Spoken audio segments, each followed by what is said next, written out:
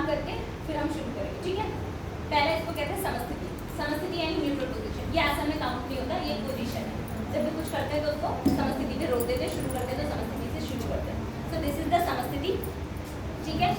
पहला आसन वृक्षासन, ऊपर देखिए, ऊर्ध्व वृक्षासन कहते हैं इसको। और जिन्हें सर्वाइकल है, अब यही आपके समझने की बात है, ठीक है। अब पता चला कि मुझे देखकर सब सारे सर्वाइकल वाले भी ये कर रहे हैं, तो फिर उनको तो दर्द हो जाएगा ना।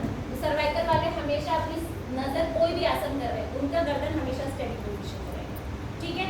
और जिनको सर्वाइकल नहीं है वो अपने अंकों को देखिए। और ये आसन आपके हार्ट पेशेंट्स जो भी है उनके लिए भी बहुत अच्छा है, ठीक है।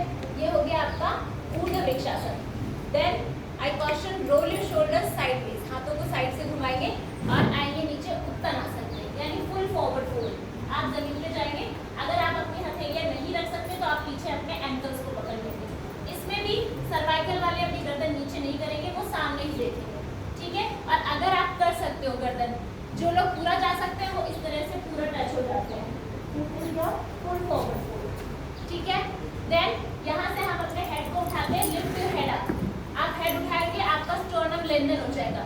स्टर्नम क्या होता है? इस हिस्से को स्टर्नम बोलते हैं, ठीक है। बॉडी का ये हिस्सा स्पाइन, जिसका काम होता है सीधा, इसको आप हंच करते हो, कभी भी हंच नहीं करना, सीधा। तो ये आपका स्टर्नम, ये हो गया लिफ्ट योर हेड अप, अर्ध उत्तनासन यानी हाफ, आप सामने ही देखोगे, ठीक है। अर्ध उत्तनासन हुआ। देन यहाँ पर हम हाथ रखेंगे और जाते हैं चतुरंगा दंडासन पे। जो लोग चतुरंगा नहीं कर सकते वो करेंगे हाई प्लैंक, तो इसलिए मैं आपको चतुरंगा बताऊंगी, नहीं मैं आपको हाई प्लैंक बताऊंगी। हाई प्लैंक में जाने के दो तरीके हो सकते हैं, या तो आप जंप करके जाओगे, पर ये आप लोग नहीं करोगे, ठीक है, इन जनरल, क्योंकि हम थोड़ा एज के हिसाब से भी काम करते हैं। Yoga is for all but not every yoga is for all. योग सबके लिए, पर हर योग सबके लिए नहीं, ठीक है।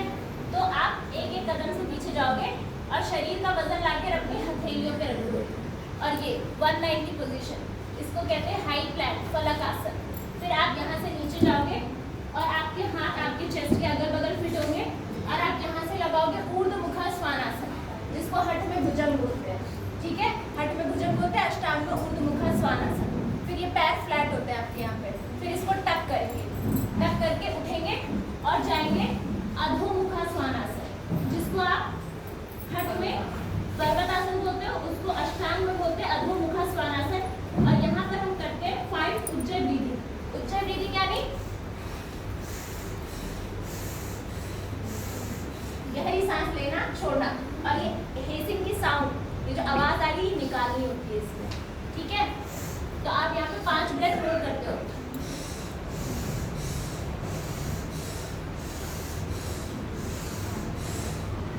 फिर आप सामने देखोगे, इसमें आने के दो तरीके होते हैं, या तो आप घुटना बेंड करके जंप करके आगे आ जाते हो, ठीक है।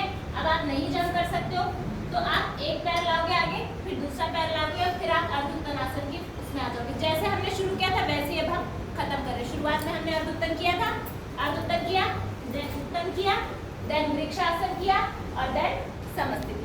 हम वापस